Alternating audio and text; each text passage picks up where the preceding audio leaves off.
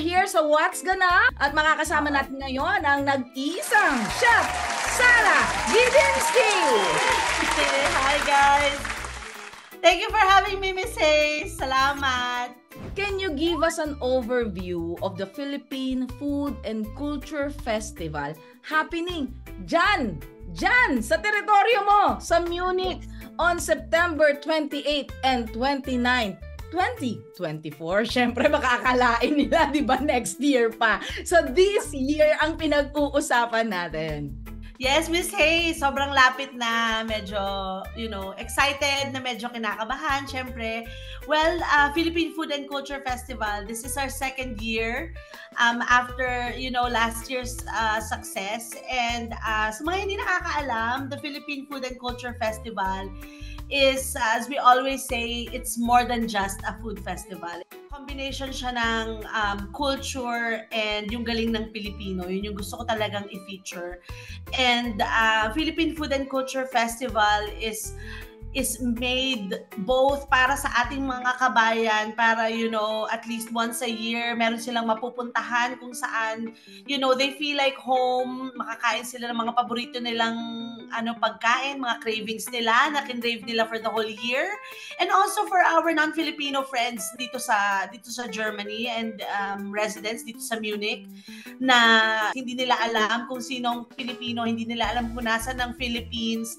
So, I just wanted to show them that, we are here and our food is great, our people are hospitable, our service is, second to none. So, yun talaga yung pinaka-mission ng Philippine Food and Culture Festival. So I'm very glad and happy that, it's coming to fruition again this year. And yeah, we're very excited.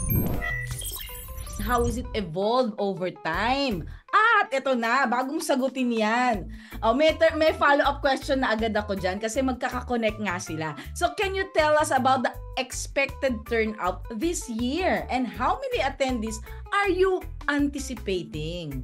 Yung last year, yun yung unang-una namin ginawa with together with, our fellow vendors and our fellow sponsors. And yun, that was successful, but of course, there are a lot of kumbaga improvements that we can make. I did this with the help of a lot of people. Isa itong movement, itong Philippine Food and Culture Fest. Ito ay isang collaboration between people that have the same mission. And yeah, last year we had around 2,000 plus or 2,400 plus according to our final counting. Syempre, of course, it wasn't it didn't come without challenges having that much people. To be honest, Miss Hayes, hindi namin inakala na dudumugin kami ng ganoon nung first year, kaya talagang ako mismo ang aamin na nagkaubusan talaga ng pagkain. Talagang wala, I have no excuse about that except for the fact that we didn't expect it. Yun lang po.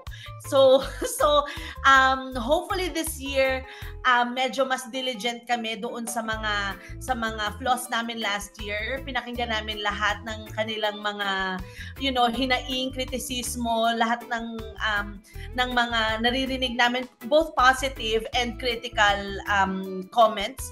So hopefully this year we are expecting more since we are doing it for 2 days. So Saturday, Sunday na siya. And longer hours din kasi last year we did from 11 to 5 lang, tapos 1 day lang. So this year Saturday will be 10 to 6 and Sunday will be 11 to 5. So may mga positive, of course, and may mga negative. So paano mo hinandle ito? Paano mo to una, syempre, kailangan mong i-accept yung facts kasi kagaya ng nasabi mo, nagkaubusan ng pagkain, hindi mo ni-expect and everything. So ito na yung mga bashers, ito na yung mga critics, no? Pero alam mo, there's always naman positive and negative sides, at saka there's always two sides of the story. So gusto kong marinig gusto kong i-share sa kanila through my program dito sa atin sa TTPM Act, sa What's Ganap. Paano mo hinandle to? Ano yung ginawa mo? Siyempre, Miss Hayes, tao lang tayo, 'di ba? Siyempre, the initial blow, yung initial na mababasa mo yung mga ganung comment, yung mga merong iba na personal yung atake sa'yo. Sa umpisa, syempre, sasama yung loob mo. Pero, as time goes on, you realize pagod lang yon. You know, it's just pagod na parang binigay mo ang lahat. Tapos, syempre, may mga pagkakamali. And para sa akin, for us to evolve as people, as organizers, as someone na gustong makagawa ng change sa you know, sa ano natin, sa paligid natin, you have to take these criticisms professionally. Hindi mo siya kailangang personalin. So ako, para sa akin, yung mga reactions na nakukuha ko is I filter them into, you know, kung ano dapat yung papakinggan ko. Fini-filter ko siya na, so, okay, iba yung pagkakasabi niya, pero may puntos siya. So, yung puntos lang yung kinukuha ko. Hindi ko na inaano yung kung paano nila sinabi yon or anything else, because para sa akin, the experience dung mga taong nag-enjoy at saka yung mga taong hindi masyadong nag-enjoy, both of their experiences are valid. So, kailangan nating i-honor yon na merong mga hindi natuwa, merong mga natuwa, kesyo kanino mang problema yan, hindi yun ang matter ng discussion. So para sa akin, hindi ko siya pinersonal, and gawin nating stepping stone para maging mas magaling na organizer, mas pakinggan natin yung mga hinaing para mai-improve natin, hindi para sabihin, you know, di kayo na lang. Oh, 'di ba? hindi tayo gaganon, 'di ba? Hindi tayo, kailangan bukas yung isip natin. Naglabas ka last year ng statement, right? Isa 'yun sa mga movement mo para sagutin ang mga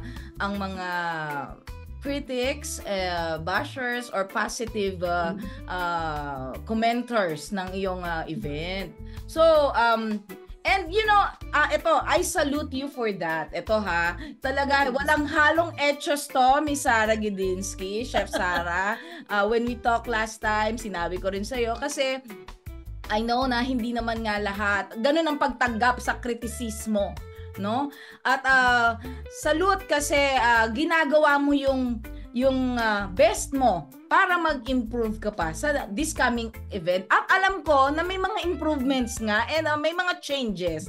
So yung improvements, titignan natin yung resulta pa, no? Pero at least yung changes. Una, last year, bumibili sila ng ticket online at merong physical and personal. Tama? So, tickets at the door. Tickets at the door, yan. So ngayon, ang change 1. Ito, change 1. Yes. Ano ang changes sa ticketing? So, I'm glad you asked this question. So, ang changes sa ticketing ngayon, sa halip na ako mismo, kasi last year, i-explain ko yung last year, bigyan kita ng konting background. So, what we did last year was, meron kasi akong Shopify account for my Calidad Foods. So, ang ginawa ko is, naggawa ako ng item na product, and then they can buy it from the Shopify account, and then parang magiging siyang guest list. So pagdating mo doon sa venue, kailangan pang hanapin yung pangalan mo para ma-cross out yung pangalan mo and you can enter. So this year, I've teamed up with Eventix. So shout out to the Eventix team na ka-partner natin dito. So para sa Eventix, so bibili sila ng ticket online, and then when they purchase their ticket, pwede nila yun i-print as a physical ticket, or pwede nilang i-download sa phones nila, and then ipapakita lang nila yon sa door. Tapos tayo, actually hindi pala tayo, taga Eventix, meron silang tao doon na magsiscan lang ng ticket nila. So once it's scanned, yun na, pasok na kayo sa loob. So this time, mas mabilis. And also, one thing that I really want to emphasize for this year is yung on-site tickets natin or yung tickets natin at the door. So that our tickets at the door are available and limited. Gusto kong i-emphasize yung limited because syempre, uunahin natin yung ating mga online ticket sales na bumili. And how we did it is, magiging available lang ang on-site tickets starting 1 p.m. And it is also conditional sa sitwasyon sa loob. So, if puno pa yung loob, hindi pa rin tayo magbebenta ng tickets. So, once meron ng mga magsilabas or mag-uwi from, halimbawa dumating sila ng maaga, like 10 o'clock, and then they leave, then pwede tayo magpapasok ng bagong tao.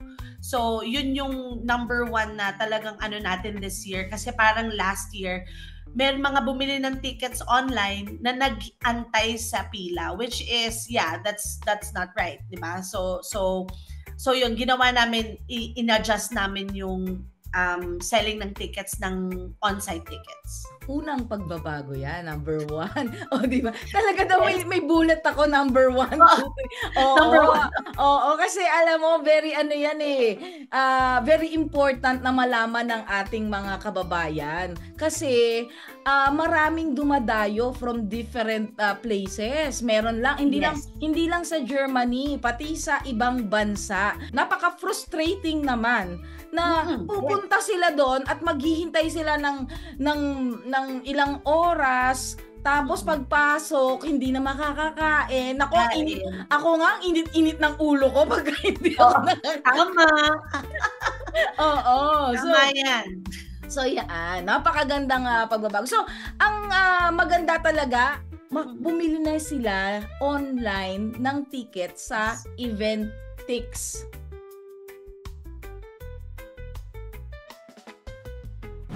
Change number 2. Ayan.